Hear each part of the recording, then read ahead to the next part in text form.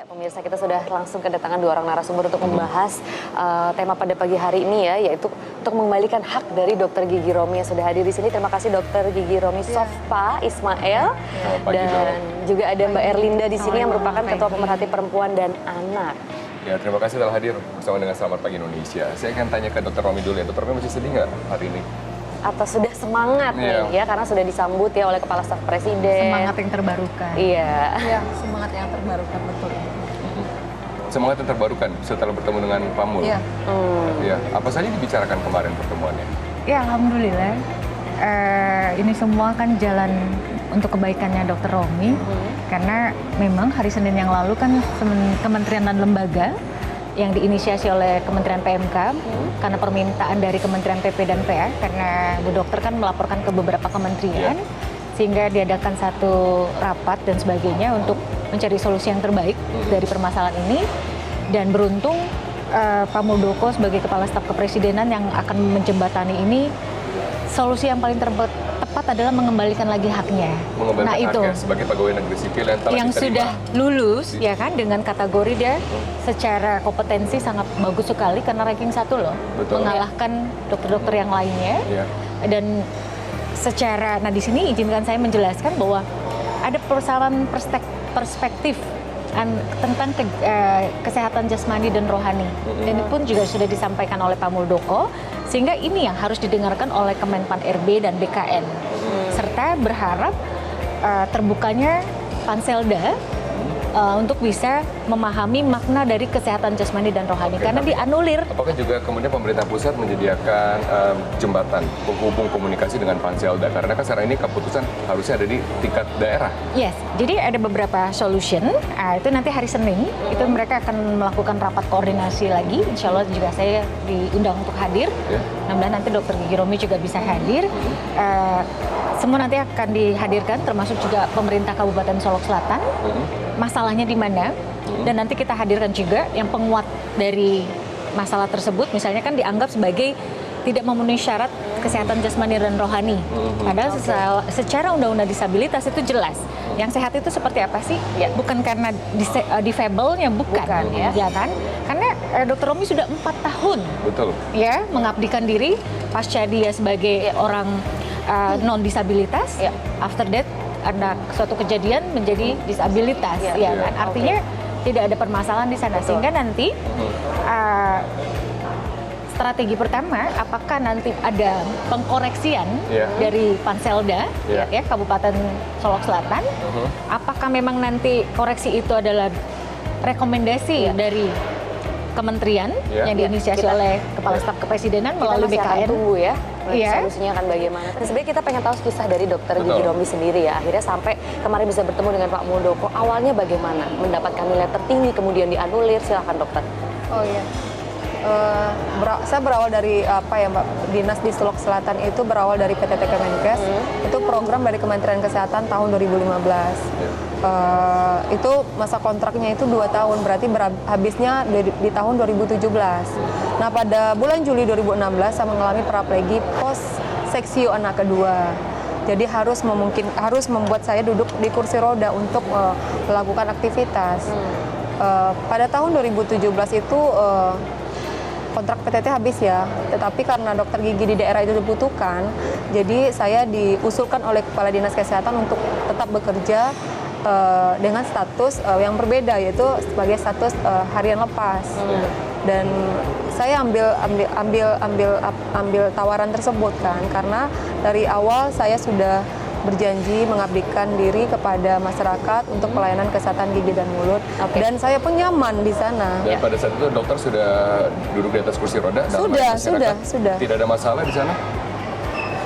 Ini bukan barier buat saya, Mbak. Ini memudahkan saya untuk bekerja. Sebenarnya nggak ada masalah dalam melakukan pelayanan untuk sebagai seorang dokter gigi ya. Itu tidak ada masalah, walaupun saya duduk di kursi roda, pelayanan masih tetap optimal yang saya berikan kepada masyarakat. Iya, terus lalu bagaimana tanggapan dokter pada saat melihat ada aduan dari salah satu orang yang kemudian disampaikan karena fisik dokter ini tidak memenuhi syarat sebagai seorang tenaga medik. Iya, itu persepsi seperti yang saya lawan karena tidak ada aturan baku seorang dokter gigi itu harus bekerja berdiri ataupun duduk. Ya. Tergantung kita kenyamanan kita, kemudian kekuatan di mana kita melakukan tindakan gitu kan.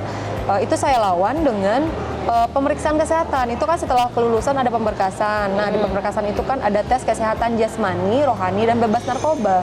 Dan di tes kesehatan jasmani itu dari berdasarkan standar operasional prosedurnya itu ada pemeriksaan mata, jantung, paru, kemudian penyakit dalam, darah, dan mata ya, dan gigi, iya. Kemudian ditemukan hasil yang normal. Prosedur udah dilewatin dengan seksama. Kemudian karena ditemukan kelemahan pada kaki, jadi saya disarankan konsul ke spesialis saraf. Itu di luar prosedurnya, tetapi memang ditemukan kelemahan pada tungkai kaki saya. Ini diperkuat, iya, saraf dan otot. Jadi ini diperkuat juga dengan surat keterangan rehabilitasi medik dan terakhir surat dari spesialis dokter okupasi yang menyatakan saya layak bekerja sebagai seorang dokter gigi. Yang diperkuat sama Persatuan Dokter Gigi Indonesia. Oh iya, karena mereka lah yang menjadi hakim di sini, ya, yang menyatakan bahwa kami ini perkumpulan dokter gigi se-Indonesia.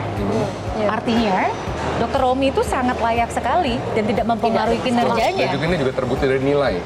Nilai Dr. Romi adalah peringkat 1. Peringkat 1. Nilai terbaik.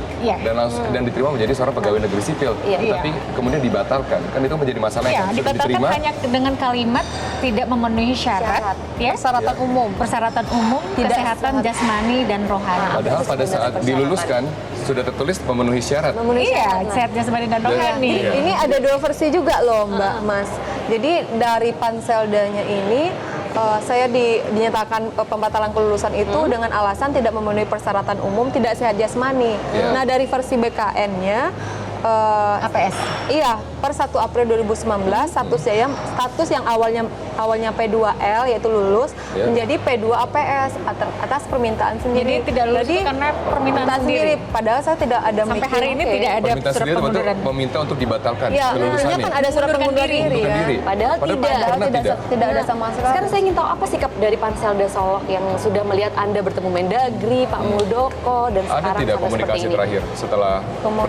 Kalau dari pihak kami terakhir waktu minggu lalu ya, tapi bukan sama Pemkab Solok, tapi dengan pemerintah Sumbar. Kita bersyukur karena luar biasa itu Pak Gubernurnya memberikan surat rekomendasi dan sebagainya. Dan Wakil Gubernurnya. Namun ada sedikit kabar baik yang menjadi jembatan karena kan sudah dihandle sama Kementerian Kepala Staf Kepresidenan bersama Kemendagri. Sudah ada komunikasi positif dengan Kabupaten Solok, berkomunikasi dengan Pak Sulawesi Selatan, Pak Bupati, yang mengatakan bahwa kami siap nanti membuat hari Senin untuk seperti apa mencari solusi yang terbaik. Oke, kita solusi terbaik ya. Iya. Solusi terbaik. Mengembalikan lagi haknya. Kalau solusi yang lain susah. terbaik dilihat sisi mana kan? Tapi Dr. Romi ini berbicara sebagai seorang penyandang disabilitas untuk seluruh penyandang disabilitas di seluruh Indonesia. Iya Apa betul. Ini yang kami diterima? bersuara di sini. Ini bukan untuk kami sendiri ya. Untuk teman-teman kami di belakang kami yang kondisinya sama dengan kami. Seorang disabilitas itu bukan suatu penyakit. Nah, ini kondisi di mana kita memiliki kekurangan. suatu keterbatasan. Iya, keterbatasan. Jadi bukan berarti kita untuk mendapatkan hak pekerjaan maupun pendidikan itu dibatasi juga. Karena udah ada undang-undang disabilitas tahun 2016, nomor 8 tahun 2016. Dan buat teman-teman walaupun dia disabilitas atau tidak disabilitas, Mau dari lahir maupun tidak ya? iya, intinya kalau udah lulus dari BKN-nya, jangan dong Semena-mena digagalkan aja dibatalkan. dari pemerintah daerah. Usulkan apa salahnya? Itu banyak hak-hak anak yang suami, keluarga yang mungkin terzolimi juga di situ kan. Artinya berikan kesempatan kepada mereka-mereka yang hebat ini untuk memberikan juga apa yang diberi untuk negara, ya kan? Negara kan sudah hadir, dan mereka juga ingin mengabdikan pada Mereka negara ingin berbakti, ini. mereka ingin mengabdi, memberikan kemampuan yang terbaik. Tapi jangan, sayang please sekali, jangan dilihat dari dijudge dan diperlakukan sewenang-wenang, ya kan? Pernah ke dokter gigi kan? Iya, pernah. Nggak harus berdiri terus kan? Saya kalau seandainya mau ke Solok, nanti saya mau ke dokter gigi ya, dokter Solok gigi Selatan ya? Solok Selatan ya, nanti saya dokter gigi di sana. Kita Iya. coba ya. Coba saya di sana. Langsung di vlog ya, Bet ya. Terima kasih Dokter Romi telah bergabung bergabung sama kami. Terima kasih Mbak Linda. Terima kasih sudah berbagi kisah di Kami sini tunggu ya. terus sekarang tangan ada di pemerintah daerah Betul. Solok Selatan ya. Kita akan tidak terus ada update problem yang ya. lainnya ya. Nah, Semoga tidak ada Romi. semoga tidak ada Romi yang lain karena Itu- memang data Iya. dari Bappenas sendiri ya tahun 2018 itu 25% penyandang disabilitas itu yang bisa hidup mandiri. Berarti sisanya tidak. Itu karena ada keterbatasan juga pemirsa. Oke. Terima kasih Dokter Terima kasih, Romi telah Dr. bergabung sama kami. Terima kasih Terima Mbak kasih Linda. juga Terima sudah kasih. berbagi kisah di Kami sini tunggu ya. terus sekarang tangan ada di pemerintah daerah Betul. Solok Selatan ya. Kita akan tidak terus ada update problem yang ya. lainnya ya. Nah, Semoga tidak ada Romi. semoga tidak ada Romi yang lain karena Itu- memang data Iya. dari Bappenas sendiri ya tahun 2018 itu 25% penyandang disabilitas itu yang bisa hidup mandiri. Berarti sisanya tidak. Itu karena ada keterbatasan juga pemirsa. Oke.